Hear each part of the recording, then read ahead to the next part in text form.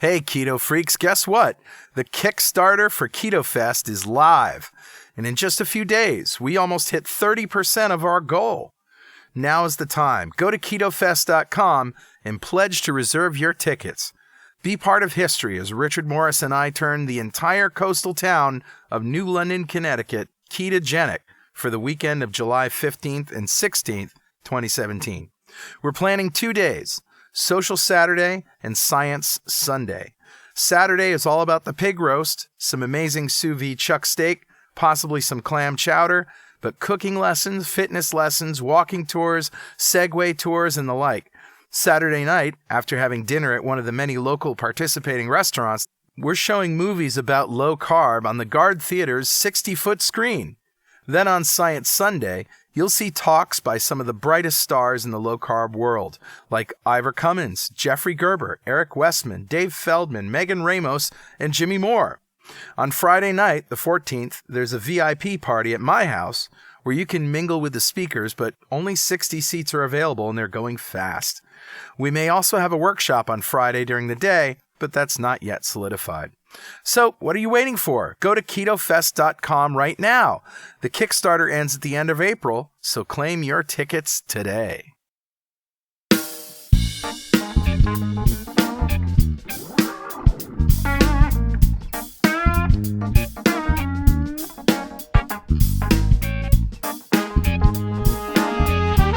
Welcome back to Two Keto Dudes. This is Carl Franklin from Connecticut in the United States.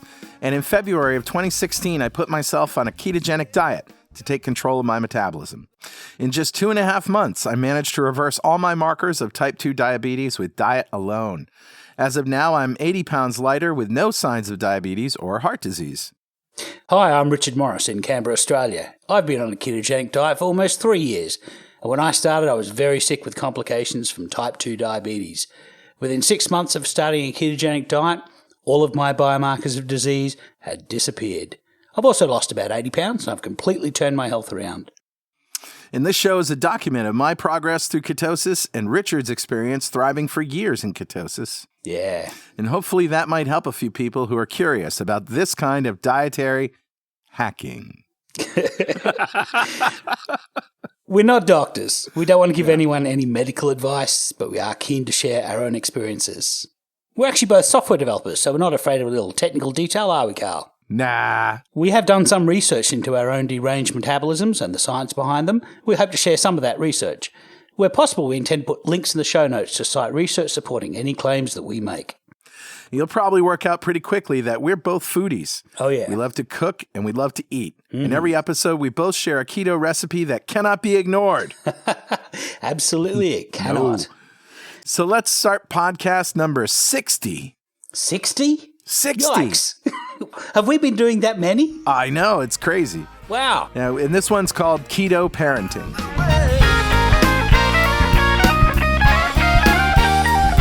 Hey, we're keto parents. Yeah, we're Shut up! Shut up! It's true. Shut the heck up! We're not supposed to talk until he introduces us, You Karen. can put us in this booth, but you can't shut us up. We're here. Episode 60, people. We're keto and we're parents. Write that down. It's Number important. We're 60. talking to a couple of very responsible parents today. They're going to be is here he being too. sarcastic? Someone's going to be Where? here, Karen. Pay attention to the responsible parents, Karen. They're going to be here all soon. right. All right. Those are our guests. We'll get to them in a second. But first, do you have any corrections or apologies from last week, Richard? I have some corrections and apologies. I want to apologize up. to my wife. And there's a correction. The girl I was embedded with was the wrong one. Sorry about that.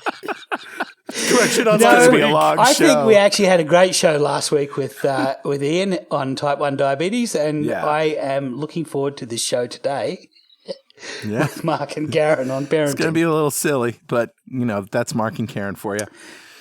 So let's revisit what a ketogenic diet is. First of all, we adhere to a standard of getting 20 grams of carbohydrates or less per day from incidentals, Yep. such as green leafy vegetables, nuts, maybe that kind of thing. We eat moderate protein, 1 to 1.5 grams per day for every kilogram of lean body mass we have. Right. Turns out for most people to be in the range of 60 to 100 grams a day.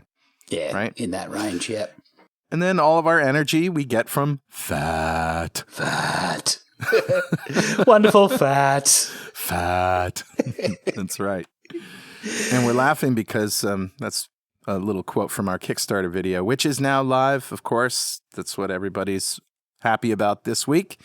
The Kickstarter for Keto Fest is live. Just go to ketofest.com. That should take you there. And in the first 2 days, I think we got 20% funded. Yeah. So we're excited about that. So, Richard, how was your week?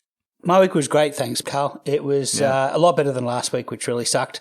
I've been getting out doing a lot more riding. I did a good 48K bike ride on Sunday. It was basically 1.5 times around the lake in the middle of Canberra. And next week I'm going to go for a 80K bike ride, which is up to the next town across around their lake and back again. And my knee seems to be coping very well. So I've had a pretty good week. As far as keto food goes, I've moved away from the comfort food and I've now started more high nutrition and things are going really well. Oh, that's awesome. And how was your week? That's great. Yeah, my week was good as well. Believe it or not, I'm starting a fast today. All right. Yeah, I've been eating sort of high calorie as much as I wanted to, keto for the last, week or so, or two actually. And just feeling that it's time. I'm going to switch it up. And Nice. I'm going to go as long as I can. Hopefully I'll make it till Saturday. I have a gig Saturday. What I'd really like to do is play the gig fasted, because that always makes for a really good experience. Yeah. I can sing better. I have more stamina and all that stuff. And then maybe Sunday I'll eat Break your another fast. steak. Yeah. That's about it. Well, that brings us to the segment we do regularly called Mail! We're justified and we don't need no Mail! Ooh. This show is so much better. This show got so much better with us on it, Karen. I'm going to listen to it every day. You guys got to come every week. We should have Karen on this show more often. All right, me first? Yeah, go for it. All right, so this comes from our forums, which you can get to at forum.2keto.com. In case you haven't heard of it, it's a free forum. We had a Facebook group. We ditched it. We built a forum, and it's much better now. Thank you very much. This is called Changing It Up, and this is from Big Trev. And he says, after starting in January, I plateaued a bit over the last couple weeks. I did a fast a couple weeks ago, maybe 3 weeks ago, for about 72 hours, just drinking bulletproof coffee and stock cubes. Sure. I think he's talking about bone broth, bouillon cubes, and I found it amazing. I'm listening to some podcasts with Jason Fung and Megan Ramos who harp on about changing things so your body doesn't get used to things. I've been eating one meal most days, and I realized that I probably had to do something. So what I've done as an experiment is had a big meal last night, Monday, basically spaghetti squash with a carbonara sauce with a ton of cream and butter. Nice. And then had more cream and cream cheese for dessert. And from then, so for about 26 hours now, I've been on a water fast. I've just been drinking regular coffee and tea and water, as well as my regular magnesium and calcium supplement in the morning with some apple cider vinegar. And this is what I really wanted to mention here. He says, I'm finding it easier doing water only than with fat in bulletproof coffee. I find the same. Yeah, isn't that interesting? I'm hitting a bit of a wall now, and I'm about ready for bed, 10 p.m., but I'm cautiously optimistic that tomorrow's going to be pretty good. I'm planning on going for about 72 hours, so that'll be breaking my fast on Thursday evening, or I may extend to Friday morning. We'll see. I'm interested to see if this can shock my body out of complacency. Yeah, isn't that interesting? He finds it easier if he doesn't have any fat, or cream or whatever while he's fasting. Yeah, I'm the same. I'm fairly binary. I like to be either fasting or not. And when I fast, I'm fairly hardcore. I pretty much only have electrolytes in water, green tea, or water. And that's my preferred way to fast. When I first started, I needed the bulletproof coffee, or I'd have like stock whisked up with a bit of water, emulsified with a bit of hot water. So when Julie had a meal, I'd drink a big mug of stock at the same time, and it'd be sort of like having a social meal. Right. But these days, I just drink tea now. It's just as easy, and I find it's a little bit easier for personally. And again, we have to advise people, don't just think it's all about fasting and do it without, at least going to Dr. Fung's site and looking up all the precautions and things. You do need to take minerals. You need to take electrolytes. And it's probably a good idea to take a multivitamin too while you're fasting. Yeah, and also don't do it until you're keto adapted, really. Right. It's a whole mess of pain to be a glucose burner and then stop eating. So that's my mail. What you got? Yeah, I got one also from our forum. This one is from Ben Quebec. And Ben says, can diabetes be reversed? And spoiler, yes, it can. He says the following is a reprint of an article I published in another online group, and I'd like to share as a reference here as well. And I should mention any article that you post in a public category on the Ketogenic Forum can be shared around the world. It can be shared publicly. So, however, any of the articles in the health section, such as this one, which is in health type 2 diabetes, is private. Yeah, you have to have an account on the site to be able to see all of the health ones, just in case there's there's personal information shared. Anyway, Ben says, can diabetes be reversed? He says, the question is more controversial than it needs to be. The controversy seems to be centered on how you define the word reversed. Right. The dictionary defines the word as opposite or contrary to the previous or normal condition. So you reverse order, or acting, operating, or arranged in a manner contrary to the usual, or affecting reverse movement, such as reverse gear. In all cases, reverse is not associated with a permanent state of being. If I were to say that I can reverse my car, nobody would argue. Everybody knows that although the car generally moves forward, it can always go backwards for as long as the driver wants it to. So reverse is therefore a temporary state that can be undone. Yep. Most people agree that diabetes cannot be cured, but let's talk about the difference between the word cured and the word reversed. Yeah. The dictionary defines the cure as recovery or relief from a disease, or a complete or permanent solution or remedy. So cure is associated with a permanent state, whereas reverse is associated with a temporary transitive state that is subject to change. And bearing all this in mind, type 2 diabetes can certainly be reversed. I'm living proof, as are thousands of other people in this group. Traditional medicine says that diabetes is a progressive disease. It goes forward. But with me and with thousands of others, it has gone backwards and it has regressed. It's reversed. And as long as I stay on a low-carb way of eating, it will stay in reverse.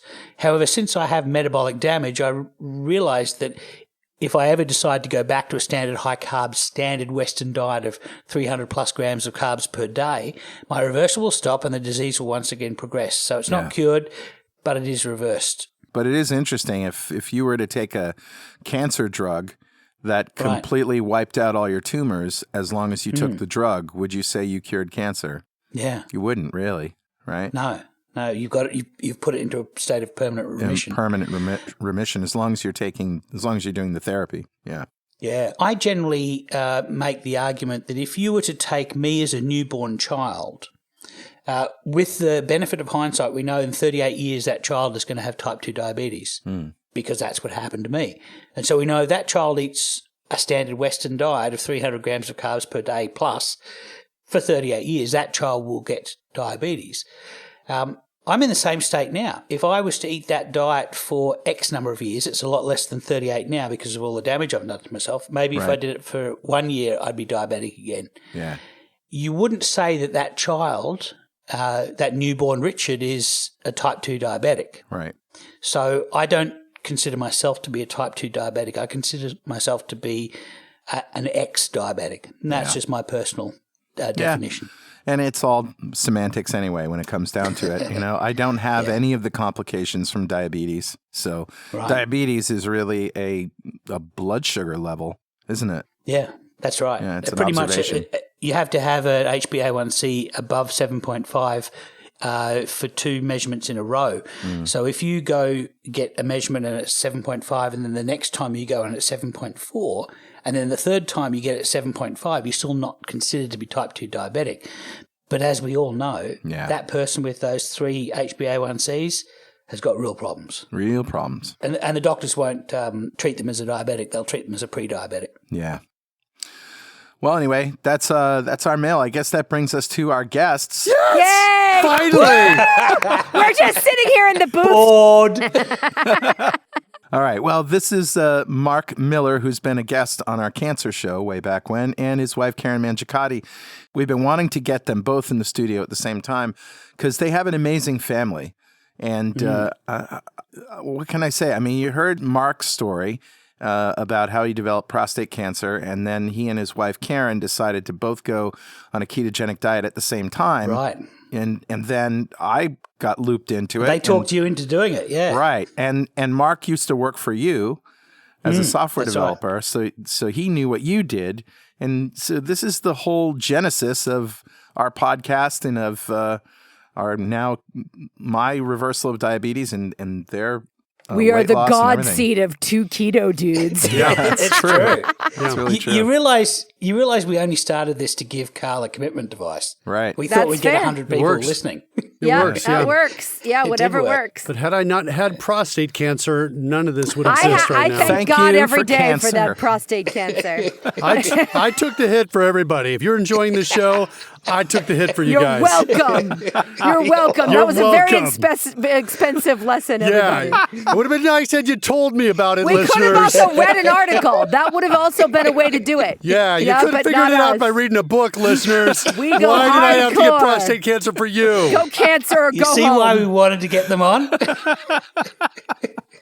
No, it was a my. game changer in the Mangiacotti Miller household, that cancer. We also talked about you quite a lot, Karen, in that you gained weight for the first, what was it, 3 or Right. 6 months or something? Yeah, it was almost, no, not months. It was about 2 months for Okay. the first 2 months. So yeah, Miller got cancer. And so historically, right, I also have a pretty messed up metabolic system because I don't know, really poor eating habits as a kid, probably not all that different from everybody else's, but like we tended to not eat and then eat a lot of carbs. Anyway, totally screwed up. And so I had actually been Also, fast food. You would not eat, and then you would do fast food, right? like for dinner super or something like that. or restaurant, takeout food, lots and lots of Right. stuff. Anyway, so I must have messed things up metabolically because I do yoga, I was juicing, I was living like the hell, doing the same things all my friends did, and I was like overweight and not losing weight. Just to get historically Karen's food history, after growing up in her family and eating essentially, Crappy McCrap food. she then goes into a phase of life that she refers to as her donut and vodka years. Oh, we're gonna go through the 20s. Oh, we're gonna visit my 20s. I'm just saying, a decade. That was a good decade. That's a decade. All right, the of donut nothing and but vodka donuts years. and Pretty vodka. sure that nobody asked about the 20s. I'm my just 20s. saying, when you Nobody say said your can- metabolism might have been a little up. Carl, did I miss the part where you say, did you subsist on only vodka and donuts? Because I don't think I heard No, that as a no, I question. didn't hear that, But thank no. you for volunteering that. No, but then what I'm I did. here for. Okay, so that was my 20s. In my 30s, I ate what I thought was very healthy and nothing worked. So then Miller gets cancer and he's like, okay, we're going to do this, this high-fat diet. And I'm like, Well, at I said this I'm point, going to do it. No, yeah, and did I offer to do it? Well, Yes. yes. Really? yes. You offered. You were I said, so lucky to I'm have gonna do it. me. And you said, I'll do it with you. And I'm like, Holy. really? I'm like, okay, that's great. I think you asked my advice, and I said, the best thing for me was when Julie decided to do Oh, it yeah. with me. Yeah, that She sounds didn't familiar. need to do it, and I think you said, I think Karen said, I'd better do it then. Right. Yeah. So Karen, so this is You married way up. I know. So this is just to let everybody know the mindset here. So Karen is thinking, I'm going to make this sacrifice, this loving sacrifice for my husband, and her husband, that's me. I, who have autism, simply acknowledge that she's going to do it with me. And there's no meaning. You just sat there and nodded, right? I'm like, okay, fine. You could do it with me. So, Yeah. What could happen? It I'm kind of not took the air stopping out you. of the balloon, right? The love balloon just kind of went whoosh, right The there. love balloon popped. That's the name of our book that we're writing. That is the name of the book. So anyway, so that happened, and I went on it. At this point in my life, I was not a big meat eater, right? I was like, ugh, like gross about meat a little bit Yeah. because I'd been programmed to be like, so diabetes and heart disease run rampant in my family, Yeah. and so I was sort of trained that that's what you want to avoid. So Sure. like a good girl, I was We all were. like trying to do that, and and again, juicing like crazy. We were juicing every day, and so I decided, okay, I'm going to give this a shot. But gaining a lot of weight. Gaining right? a lot of weight, yeah. And with like, I was like, this isn't stopping. Like, This doesn't make sense. We're putting all this sugary juice in our bodies. We should be losing weight. Yeah, every morning I load up on antioxidants and carbs. Yeah. It's low What's fat. going on? Yeah. So, but anyway, so that happened. And so we started. And I continued to gain weight. But at that point, I was like, okay, well, apparently this is my lot in life. And I'm just But trucking you on. said you felt better, though, and that's why you kept going. Right. So here was the difference for me. So I don't know if you know this, boys, but I tend to be a little scatterbrained. I'm a little like Look, a chipmunk. ADD. Never noticed. I am ADD AF, as I like to say. I am so there. And so I started to do keto, and like one day, and this is just a couple of weeks into it, right? But I'm like, I look up and I'm like, it's been like 2.5 hours, and I've been working on the same project. Never before has that happened to me, right? And I was like, whoa, that's weird. And so I started to feel really good on keto, and I was gaining weight, but whatever. My husband was getting over cancer, and I was feeling really good. Also, more energy, all the good things. Also, less pain in my like joints and my back and things like that. Just in general, less inflammation. And so I stuck with it, and then after about 2 months, it started to turn around, and then it was like and then it turned around, right? Yeah. And since then, I think I've lost like 50 pounds or something. I don't weigh or measure anything, but I'm pretty sure it's about there. At least that. In retrospect, we think that the reason that Karen was gaining weight initially is that she was not getting enough fat in her body. Right. That the proportions were not quite right. Because the reason we think that is because around that 2-month time, we started being more mindful about increasing the amount of fat in our body, and we have been ever since. So. Right. Well, also, no, I was monitoring, and I was kind of maybe on the right track, but I also think that I wasn't maybe eating enough food in general. So maybe not like, I think my proportions were okay, but I've always been somebody who hasn't eaten that much food, right? Because I'm always like, well, I'm fat, and you have to eat less food to not be fat. Now you're not as hungry, so you're naturally going to right. So I just ate less food. So I think that it took my body a while to realize I wasn't starving it and all of that. So whatever. Who knows the mysterious body of Karen Mangiacotti? So how many kids do you have? I know this is a loaded question because you have a lot of kids. Some live with you, some don't sometimes. And the kids that are there with you in the house the whole time, how did they react and how old are they? And give us the kid story. All right. So we have 7. Between us, Miller and I have 7. 4 from my body, 5 from his, 7 altogether. And they range at that point, they range, when we started, they were 5 to 25 years old. Wait, hold on. If you're thinking 4 plus 5 equals 9, that means 2 of those are shared. Yes, we know. 2 of those children are shared. Well, I know that they got it. Then people are home with their graphs. They're checking boxes. Carl and Richard they're Venn know 'cause diagramming. They hang out at our place. I'm just saying, if anybody else is scratching their head, I thought I'd throw that in. There's 2 babies in the little center of our Venn diagram. And the 2 little ones live with you, and the 3 youngest live with you constantly. 4. We have 4 that always live with us, and 1 who moved out last year. Right. But he was there for the keto, for much of the keto experience. So how did they react to the whole thing? Well, everyone's like, this got less fun, right? Because it's not like we've never been a standard American diet family. Like, we didn't drink soda, we've never really had junk food, but we would make treats and things like that. And we've never been even like a big bread family. It's not like we buy white bread and put everything on it, right? We buy thins. Pasta family, though. Oh yeah, pasta was the biggest, and pasta was the hardest in terms of like I'm Italian. I'm like, what are we having for dinner? I don't know, but put on boil water and we'll figure it out, right? Like, that's how I've approached every meal. And now it's just, as my 6-year-old pointed out the other day, he's like, do you notice how many times we eat fried chicken and salad? I'm like, well, I do now. Shut up and eat your fried chicken and salad, son. Kind of it. But, we've had to sort of figure that out. Even the ones who haven't lived with us have certainly seen changes in us. And not only did I lose weight, but we look better. Like, we look younger and better. It's noticeable. Right. Your mood was, What are you trying to say, Carl? But they probably you think I was a jerk? Oh yeah, Carl, her mood, totally. We're actually talking about kids pick up on that stuff, though. They pick up on how you feel mentally better. They do. Yeah. They do. Yeah. And well, the other thing that changed is because so one of the things that that it didn't take long before all dinners were all keto. Right. Right? Initially, we would make something for them and something for us. And then we just started realizing, hey, you know what? We're just going to, throw some meat and some spinach and cream cheese in the pan and cook it up and put it on the table. Yeah, it's steak and roasted asparagus for dinner, kids. Right. They're getting like, green vegetables, they're getting protein, and they're getting fat. Yeah. So all dinners for all the kids became all keto. But we never said everybody needs to eat keto, right? Well, I did suggest on a couple. So my oldest son... And also when he says suggest, it's a little naggy, kids. When Miller suggests something to you, he'll be There's a lot of suggesting air it. happening, right? I highly suggest, son. Hey, stop breaking my arm, Dad. And shoving that Thanks a bacon lot, down my guys. throat. So this clip is going to be played at my court hearing when my kids are trying to prove that I was an ass.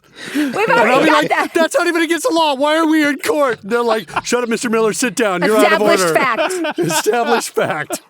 Common knowledge. Common knowledge. We're not going back there. We're not rewriting the book. Sorry, what were we talking about? Keto on our kids. Yeah, so we do have, so Mark has Asperger's, and we have a son who also has Asperger's, and we were autism 3, something like that. Disorder. Yeah, and so I was thinking, hey, look, if my brain, both Karen and I think Carl said that this happened to them, and Richard said it's happened to him as well. One of the side effects of going to keto is your brain lights up. Yeah. You're powering by ketones, which appears to be a more efficient way for the brain cells to operate. It's a superpower. Yeah, and so we experienced that. My son on the autistic spectrum is sometimes slow to respond, to talk, and he has other signs and symptoms of the autism. And so I was suggesting to him that he switch over to it. And I think for as far as the bigger kids, so we have 2 kids who are young, 6 and 8 years old right now.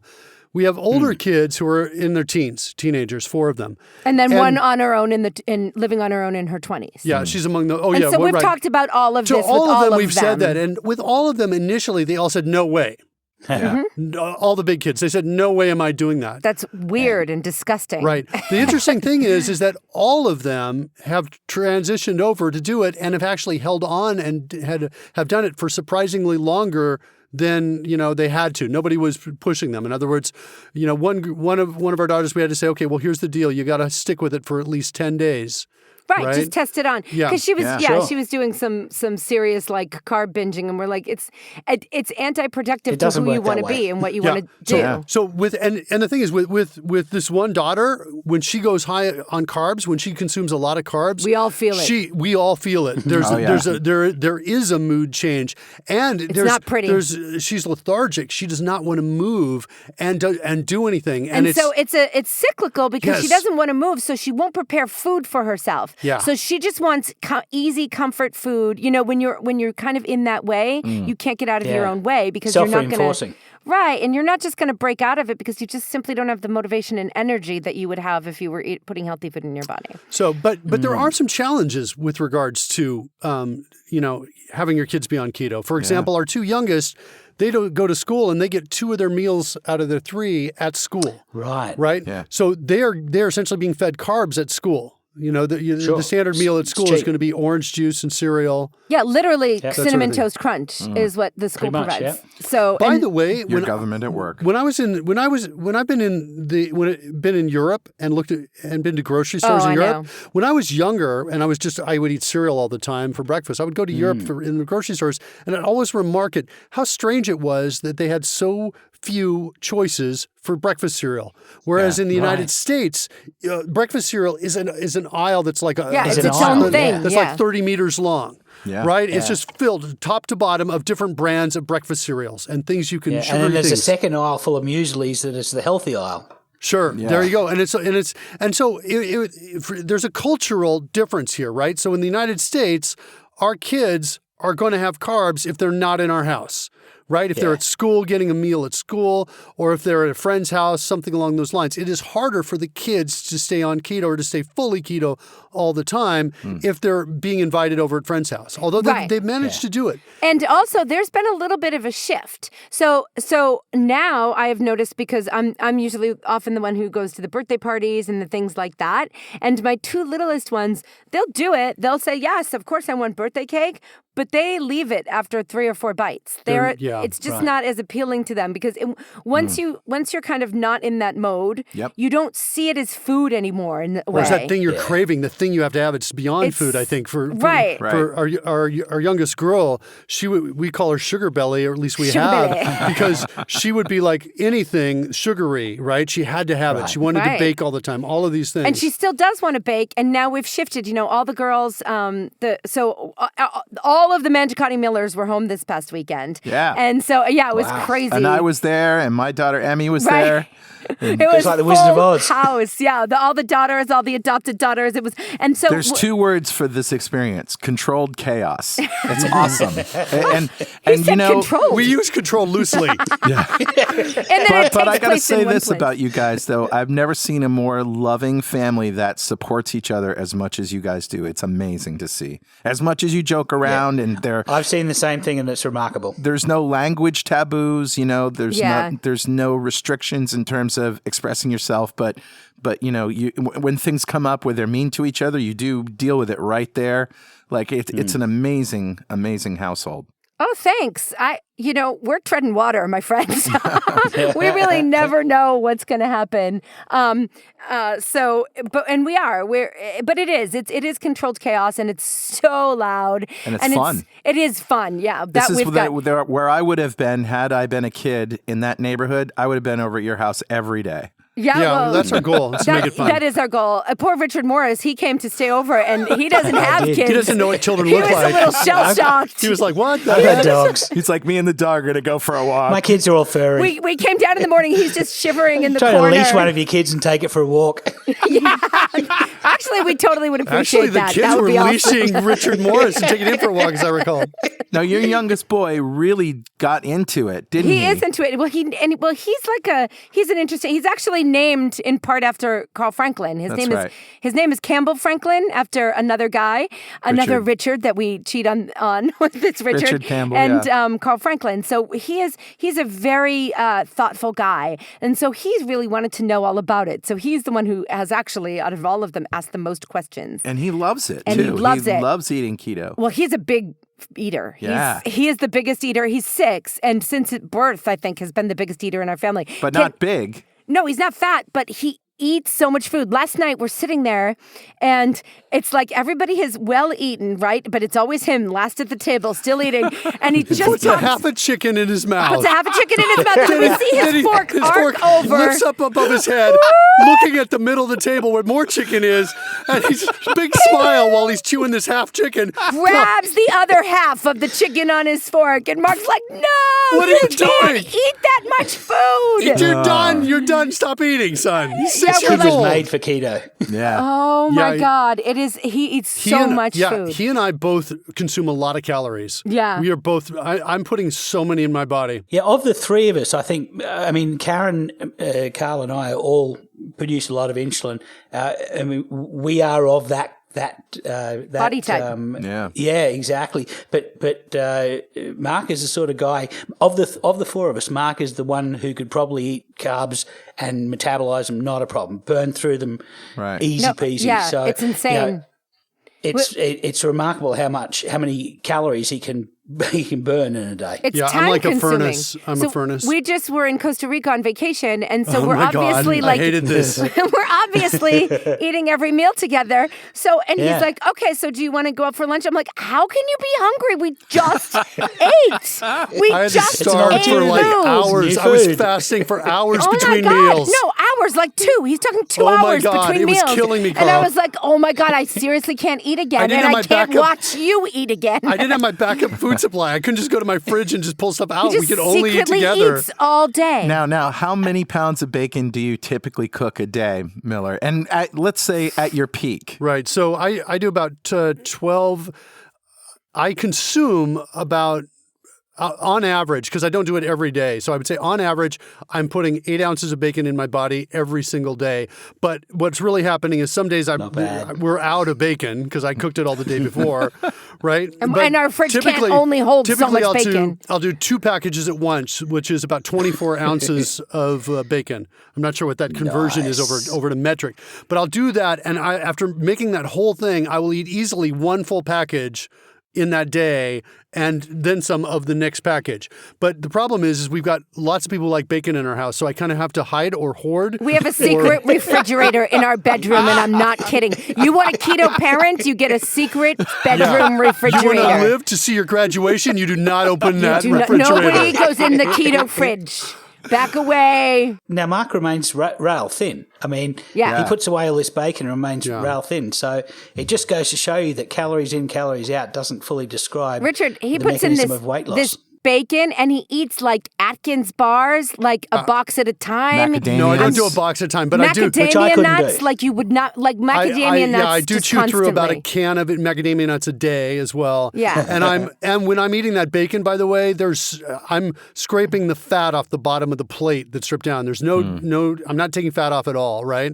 So you look at this thing and I take it out of the fridge and it's a piece of bacon with just a thick layer of white on the bottom of white fat. Also, when we were in Costa Rica, he developed a habit of like taking God. butter packages I had from to steal restaurants butter and packages. shooting them, like doing little butter Oh my shots. God, to survive. It was disgusting. I was Butter hoarding shots. my butter packages. I was reevaluating my I'm relationship. Like, Karen, do you want to eat? She's like, no. And I feverishly pull off the top of the butter pack and just lick it. It's the most disgusting thing I've ever seen in my life. Oh my God. Yeah, I do Seriously. about a quarter stick of butter a day goes in my body easily that I can see. And I'm like a camel. I can eat once a day. Like, and I just happily I'm the same. live, I can eat once a day, but I will maintain weight eating very few calories. I went for maybe 2 months eating 1,500 calories a day, and I was easily able to maintain an overweight body. So, it's crazy. It just goes to show you that our bodies will run at whatever rate that they want to, and we try as much as we want to. We don't have access to the levers that control that.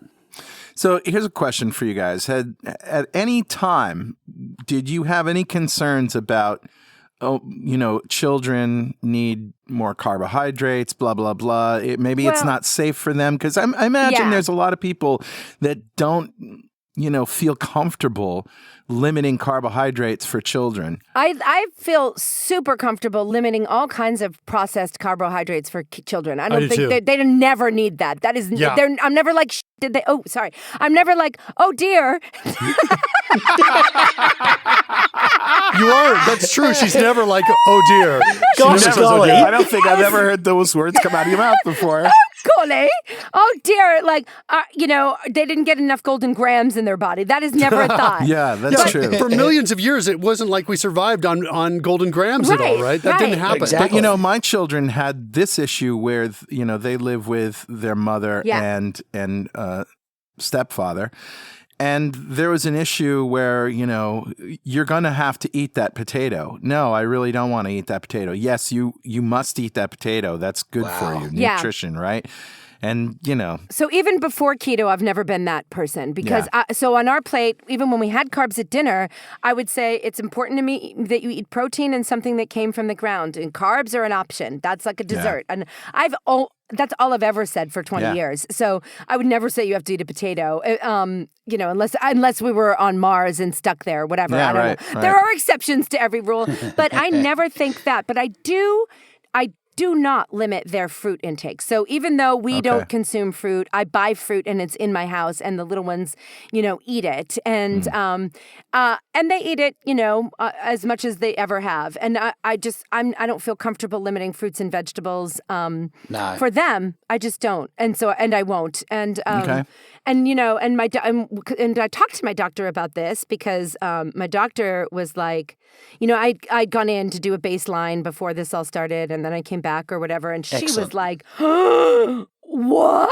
Because she knows. What did she say? She's been my doctor for 20 years and knows all of the things I have tried to get a metabolic balance in my life. And there was nothing. She was suggesting surgery. She was suggesting before you went keto. Right, Remember and that? I wasn't even like, I wasn't even grossly overweight, but she was like, this is the only thing I can think of. But the problem, the reason she suggested is because you were exercising, limiting calorie intake, and still gaining weight. Right, exactly. Yeah. So we did our baselines and whatever. And when I came in, and this is just 3 months earlier. So remember, I had gained weight for 1 month. and then on the third month, I started losing it fast. But anyway, it seemed when I went back into her, I don't know, at that point it was 3 months and maybe 20 pounds. And she had never seen anything like that from me before. And she's like, what are you doing? You know, and we talked about it and I gave her some information and she was like, do it, do it, do it. Oh, wow. I'm a little nervous about you restricting fruits and vegetables. And I was like, well, I definitely am not restricting vegetables. I have those. You know, I do vegetables mostly in cream sauces. And I actually do eat some fruit. You know, I'm not. we do. Yeah. I eat berries and I eat moderate amounts of fruit. Not every but day, but every few like days. every couple days. But no fruit juice, though, right? Never No, juice. no I've way. never Yeah, done that's juice good. really. I mean, besides juicing, but I've never been like an orange juice or apple juice person because it's a lot of calories without fiber. But anyway, she was all for it. She was totally all for it. And we talked about the kids and she was like, I don't see any problem. You know, she's like, again, I don't think restricting fruits and vegetables for kids is a wise choice. But it sounds like the other meals you're making are perfectly good and healthy. And, you know, you can make certainly good. Richard Morris was at our house when we had tacos. We just didn't do the shells. Cheese tacos. Yeah, we just we did shells. We made the cheese. We make shells out of cheese. Shells out of cheese. And we don't make... They were wonderful. So normally, you know, you might have 3 tacos and 3 taco shells. But instead what we do is we make 1 shell out of cheese for each child. Because there are like 6 or 7 of it, 8 of us, 9 and of us all they're in decadent. total. You're not going to eat more than 1. Yeah, they're super filling. You know, we still have chicken strips, breaded fried chicken strips. We just do it in pork rinds and Parmesan. You know, we still do. Right. We do pizza all the time. And Hey, tell them who introduced you to Fathead Pizza. that would be Carl Franklin. Yeah. And what was your Franklin. I reaction? remember the day. I remember the day, That's actually. right. Oh, it was so good. In Remember fact, it's that the new white thing. shrimp pizza? Yeah, shrimp scampi. Yeah, so Carl makes great pizza that Karen loves. I make sausage and pepperoni pizza that the kids love, I guess, and that Karen's like okay with, I guess. Well, the other night I made like pizza caprese with tomatoes and mozzarella that's and right. basil and pezza. Yeah, that was good. was They good, too. ate that. They liked that. Yeah, they did. Everybody ate that. Yeah, the cool thing about the Fathead pizza is once you've made it a couple times, it's so fast to make. Oh, yeah. You can start and have a pizza done in about 25 minutes, and that includes making the crust from Right. scratch. Sure. Right? So you're eating the pizza in about 25 minutes. And I just made a few the other day and put them in the freezer. So just so you know, Mark Miller, Oh, there's you some in our did? freezer. And it's not even our secret freezer. Okay, well, you it's better the run real back. freezer. We gotta go. 'Cause they're only there when you Those get kids are home. going to eat them. No, but I mean, and so that's easy, right? So we can say to the kids, look, just make 6 crusts and then, you know, throw some stuff on it. In 10 minutes, you've got a pizza. It's so much better than Elio's or DiGiorno or whatever, right? Sure. Like, please, please, please. And they don't mind if it's fairly, you know, as long as we restricted all other foods. So that's kind of where we are. So we also, interestingly, our daughter who has not lived in our house, you know, after she saw our changes, she went keto over Christmas break. So she's been on it for about 3 months now, and she has lost 40 pounds. It's the 20-year-old. Wow. The 26-year-old. 26-year-old, yeah. Which was excellent because she was also so this is something that we haven't talked about yet, but changes in health and behavior since the kids moved over. And they've been relatively profound, not the same in every person. Right. But in addition to losing weight, our oldest also a number of her health problems subsided. Breathing problems. So she had asthma, and so the symptoms dropped down. She was getting sick frequently too. She was missing work because she was getting sick. Yeah, she had 14 weeks of a virus that kept her bedridden over last spring and summer. She is not a hardy stock. By the right? way, so this our oldest girl has always kind of been a rebel. I gave her a book a while back on Democrats, and she became a Republican. Right. as an Whatever we example. say, Right. whatever Just to we spite say, you. she does the opposite. Yeah, Yeah. so she's been a rebel, and so we had kind of gently suggested keto a few times, and she was like, I can't do that, and this is the standard thing you think if you're still burning carbs, right? If you're listening to this, you probably know exactly what I'm talking about when you're thinking, there's no way I can do it. I can't give up bread. I can't give up these orange things. juice. I need them too much. Potatoes, Right. rice, The pasta. change that happens is the need for those go away. The more you do it, the Right. less interested you become in those things. Yeah, you just need to make it past the threshold. And the other thing is there's so many good tasting foods that taste just like the originals, right? The Fathead pizza, for example. Yeah. It's indiscernible from a thin crust pizza. Yep. You really Right. can't. It's hard to tell the difference. I think it's better. It's one I of do the too. better I love it. faces, It's less soggy. It gets less soggy in a way. Our taco shells that we made, the good ones that we made, the thin ones out of cheese, indiscernible from the others. In fact, better. Right? They're crunchier. Better, yeah. They're crunchier and they're tastier. So you were expecting her to become a vegan. Right. I mean, if you're going to present keto to her, she's going to go vegan. Exactly. But I think she was just so sick, and she saw that we were so well that she gave it a shot. Yep. And once she did that, right? She had a few weeks off over Christmas break from her job, and she kind of hunkered down and did it, and then got past that threshold, and so she's doing really well now. Yeah. Oh, I'm so glad for her. Me too. We were talking about how she was a rebel, right? Yep. Right? Well, we had suggested, she was like, no, there's no way I'm going to do it. Turns out her mom went on keto first. Wow. Because she was, through Facebook, she saw references to your podcast and started listening to your podcast. Wow. Started keto, improved her health, lost weight. That's awesome. And then talked to our daughter, and that's how she was inspired to do it. She wouldn't do it when we were suggesting it, but she did do it when her mom did. But again, it's all because of the prostate cancer. We're all at the same path now, right? It doesn't matter. It doesn't matter. It doesn't matter. So that's our oldest, but I want to talk about each of the kids and how we see them changing. Please do. Sure. So that's our oldest one. The next in line is our 18-year-old boy, who is actually not biologically Mark Miller's child, but has Mark Miller's body. He is very thin.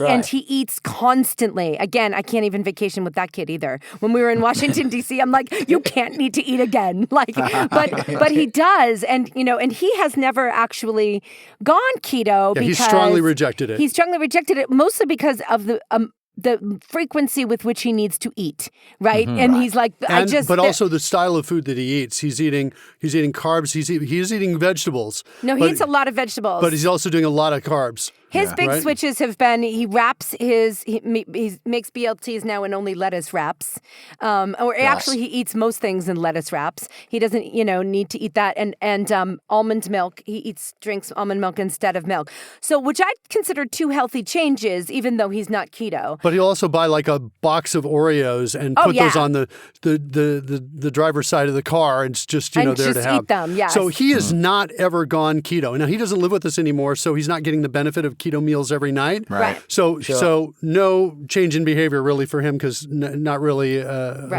switch. Okay. Although he is living with his dad, who is a chef who fries everything. So he's got a little keto going up and there. Yeah, one thing about kids is that they're generally more insulin sensitive than they will become later on as adults. So even if he doesn't always stay insulin sensitive like Mark obviously is, he will still, right now, he can probably get away with eating a lot more carbs than the rest of us can. So, and I think that's the same with all kids. Your youngest kids can go in and out of ketosis. They can eat a crappy carby meal at school and then come home and eat a ketogenic meal and probably be in ketosis the next morning. So, it's a lot easier for kids. Right.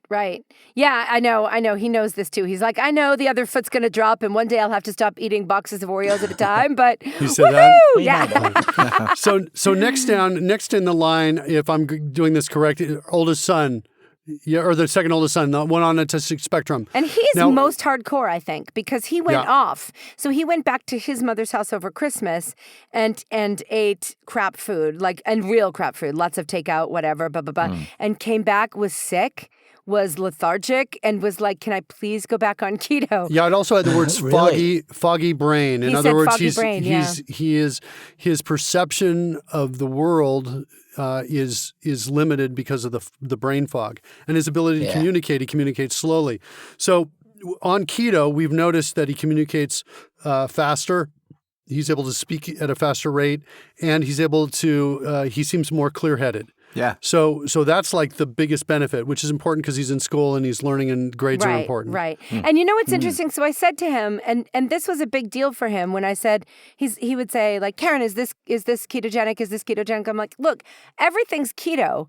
It just depends on the balance of How the much other of it you stuff eat. and how much of it you eat, right? Like, Just don't eat a lot of that. Right? You just have to think about your balance. And that was a really for him, who tends to see very black and white, the world in very black and white. He was like, oh, and so now he'll be like, oh, I really want, a clementine. And I'll be like, have a slice of it, right? Give the rest to the kids. There's always someone to eat the rest of your clementine in my house. Yeah. And so, he'll be like, and he'll eat 1 or 2 slices. And he's like, okay, that's all I actually want now, but the freedom of never saying you can never have a clementine for the rest of your life kind of sucks. Yeah. And this feeling of freedom, oh, I can have that. I just have to balance it out with what else I'm eating.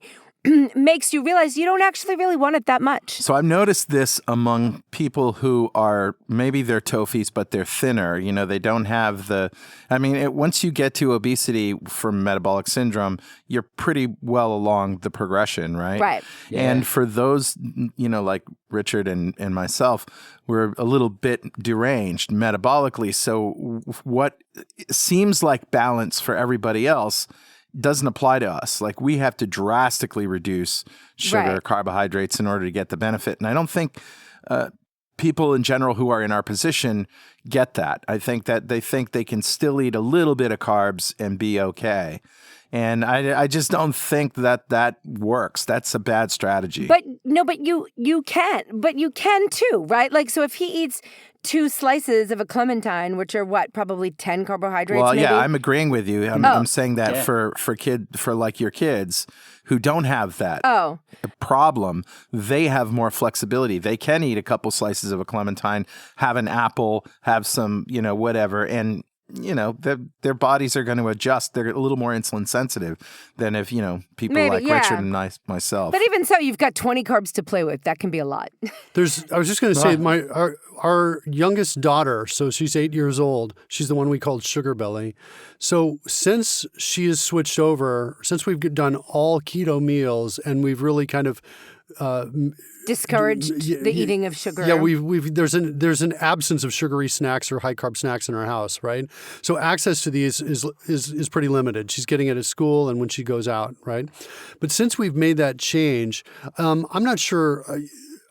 I don't think she's ever really fully gone over into ketosis, but I have noticed that there is a reduction in the amount of manic behavior that we would see from her since this change has occurred. Right, and anxiety. She anxiety tends to run high well. anxiety. She does, yeah. And she's got a calmness that she didn't have, and she definitely has, not eating sugar lends itself to that. That girl at 8 years old, FYI, can make oopsie bread, start to finish, put it in the oven by herself, and it's awesome. And nobody's in the kitchen supervising, so she's turning on Saturday the oven. Morning, and we're like, go make oopsie bread and have it ready by the time we get up, girl. That is awesome. It is awesome. Yeah, it's awesome. really good. All of the kids, so, and I'll say this too, all of the kids who said, hey, I'm going to go on keto, stayed on keto, on their own. In other words, they had options. They could have stopped it, but they decided, no, I'm going to continue doing this. I feel better. We got to talk about your middle daughter, because she had perhaps the most dramatic improvement, didn't she? Yeah, in terms of yes. In terms of behavior and health and everything else. So she's our middle daughter. Yeah, carbohydrates honestly might be the least of the problems, but she's 14 and she's like a mini Karen. She is. Like if you can imagine, she's your mini me. Absolutely. She really is, which is obnoxious on a 14-year-old. she's like a mini version of a love child between Karen and Don Corleone. I think. Okay. All right. So, but she does. I mean, she's all that 14 is, and so we were like, I think, and she was totally like, keto is stupid. Oh, is that keto? Never mind, I don't want it. Like she was hardcore. You guys are lunatics to even be considering this, right? And then we're like, hey, like Carl made this pizza. Do you want a slice? And she's like, this is better than real pizza, I slapped her and I said, "That's keto, bitch." No, I didn't say that. None of that happened. Edit point. All right, we'd like to refer to the end of Two Keto Dudes at about 57, where Mark Miller admitted that he slapped his daughter. Why am I on trial? I don't understand. Schedule B. Nobody hit anybody, okay? There was no hitting going on. Exhibit A. There was no hitting. Allegedly. But so she was like, and then I was like, and then one day, it was like she was just, I was like, she was even so difficult that she recognized how difficult she was. And I was like, look, you just might not be able to get it together, right? You might be chemically unbalanced. Just give it a shot. She was negotiating, right? She was in trouble and negotiating her way out of trouble. Right. And we were like, well, what do you think about keto? Yeah, we'll put keto on the table. Yeah, as a possible option. And she was, and I said, but you've got to stick with it for, at least 10 days or something like that. Yeah. And she was like, fine. And so she did. And what was interesting about that is that after the time period, the restriction was over, she continued to make keto choices. Yeah. Which, and I think that worked out pretty well for her. So I still think she has, she has a body type that is incredibly susceptible. She has my body too. Yeah. It's not like she's just has my personality. Yeah. So she's got, if she puts it, but I think her reaction to carbs is way worse than yours. But she wasn't sleeping. Right? She had anxiety. Oh, yeah. She couldn't focus. Like there was all these issues. Sleeping has never been her thing, right? She's never been able to be somebody who can get herself to sleep. And she just turned into this poised, wonderful young woman. Right. And it was just amazing. Right. Yeah, you're welcome. She is sleeping too. Like I think Mark's prostate. Yeah, thank you, Mark's prostate. Interview with Mark's prostate. We actually have my prostate here in a jar here in the recording booth. Don't listen to this show out of context. I don't actually leave home without the prostate in a jar. And so... .com. Yeah, she has. So yeah, you've noticed, and she's noticed too. Like I think we all, and we all notice when we do things that are good for our bodies and when it feels good, and then we go right back to our stupid ways. Like that is, for some reason, seems to be human nature. Yeah. But I think having the experience of treating your body well, and that my 14-year-old, she wants to be considered a poised and person who's easy to connect with. She wants that. And so she knows how to do it in a way now, right? Like even if she goes off, she kind of has the experience of getting back on and how good that feels. And we were, she would be like, she and I were taking this dance class called Pound. We were taking Pound together, and she was like, on her first few days of keto, we went to the class, and we had gone to the class once before, and then when we went to the class with her on keto, she was like, she looks at me in the middle of class and she's like, this is so much easier. And I'm like, I know. Yeah. Welcome to our world. Yeah. At least it's in a toolbox. Right. Exactly. Yeah, so, and that's the thing. Like, I'm not going to police these kids. Like, I'm like, you're teenagers, your choices are your own, but I do kind of want to give you a frame of reference on, how to fuel your body in ways that are most effective and most efficient, and that just you have a better chance of being happy. Yeah. Right? Like that feels like a pretty good thing to know about. Yeah, so I agree. And she is happier. Now, she is homeschooled, but the other two teenagers that are still in school are not. And the hardest thing for both of them was making their own lunches that were keto, right? Because you're taking it to a place that doesn't have a refrigerator. Yeah. So you've got to be pretty careful about what you choose. Both of those teenagers managed to find and figure out ways to make their lunches and take them in. Yeah, when my youngest stays over, she goes to school in the morning, and she has a thermal kind of bag that she uses as a lunchbox, and we throw an ice pack in there. And then usually it's, prosciutto and cheese roll-ups or some almonds and that kind of thing. Yep. Yep. That's pretty easy. Yeah. And that's what's done. And so one of our daughters, the daughter that doesn't live with us, it was especially hard for her because her mom did not make that change as well. And resented it. So didn't back it up. But she was, and the other thing is and she's going to a school in Idaho, which is kind of it's not near a city. It's kind of a rural location. And so the chances of her running into a keto person there are pretty low, I think, right now. And she's telling us that, when she opens up her lunch bag, everybody is like, "What are you eating?" Yeah. Right? And she has to explain it to everybody who asks. Which is tough at 16. Yeah. But she's done it, right? It's tough to be different. You're going to die without crackers. I know. The surprises that we encountered in transitioning them over, I guess there were two. The one was that the kids decided to stay on it even after we said, okay, now that we've tried it, you have to try it for at least this long. They decided on their own to stay on it. And number two is that they found ways to make lunches or to get past hurdles to stay on it. Right, which is great, a great testimony to their resourcefulness and tenacity. Well, and to their parents too. Come on. I mean, you guys are great role models. And I'd like to just reiterate how awesome this household is, that you're creating this environment where everybody's thriving. Do you know what I mean? Yeah. And they want to be part of it. They want to be there. And so I think that's really the key. I mean, if you establish yourself as being engaged with their lives and you care about them enough to say, this is what we're doing, and everybody thrives, they'll want to come back again and again.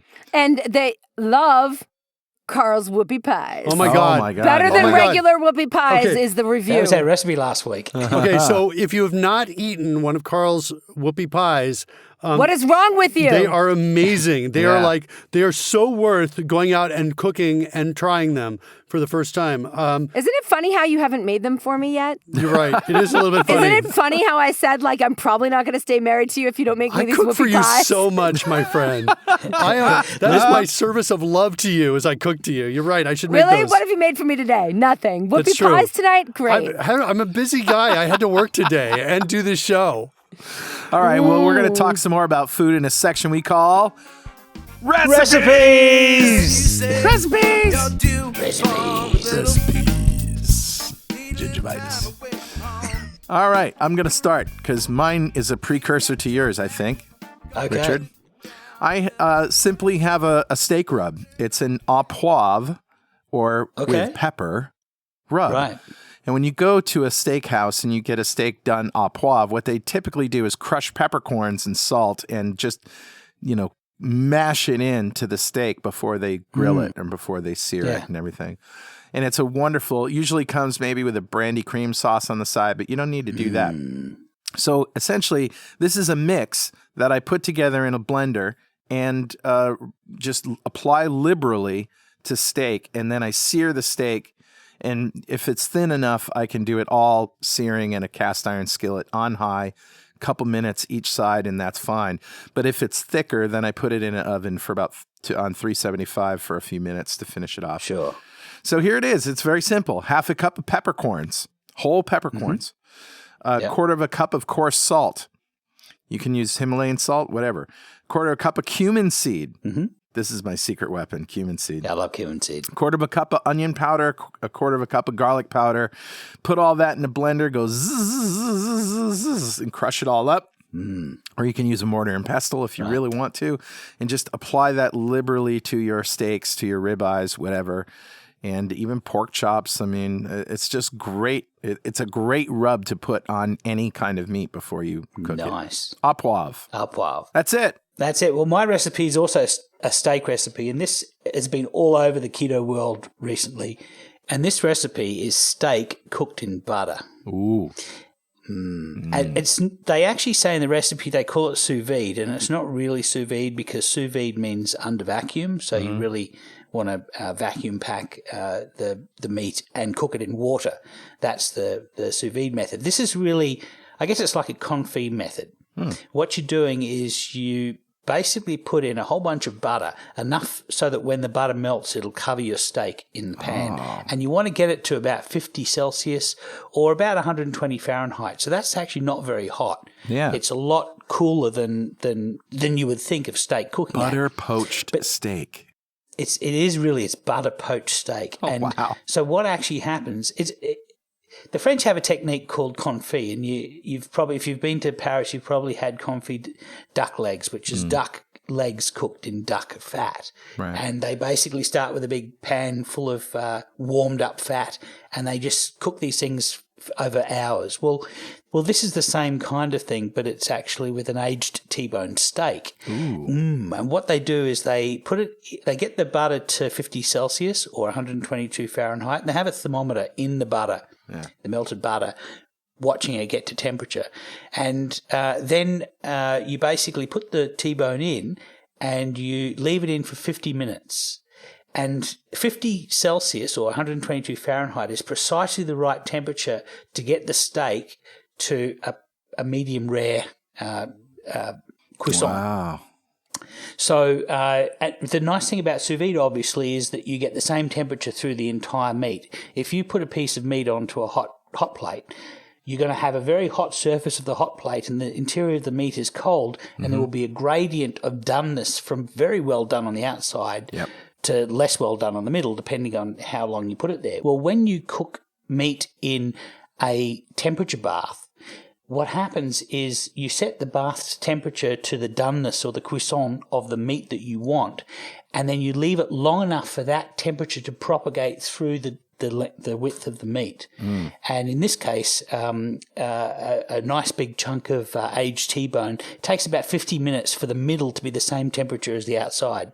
And the more you leave it in there, if you don't go above that temperature, you can leave it in for longer to break down some of the tough cuts of meat. Yes. Yeah. Yes. In fact, for sinews and for fat as well, fat actually breaks down and turns it, the collagen that is the supportive matrix that fat is in turns into gelatin. Yeah. So, and in fact, skin will do the same. Skin will turn into gelatin. All of the sinewy bits will turn into gelatin, but it takes 2 or 3 days to get it to that point. Wow. Not all meat works the same way. Fish, for example, you can't leave fish in a sous vide for more than about an hour because it's got enzymes that break down the flesh once they're activated for long enough.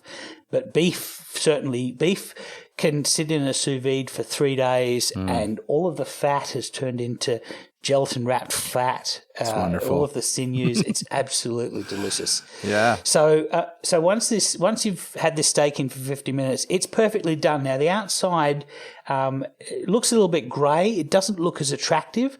And so what they suggest is to put it either in a very hot griddle pan or under a grill for 45 seconds on each side. And that is going to sear the outside of the meat and get that sort of crispy texture on the outside of the meat, and it basically improves the attractiveness.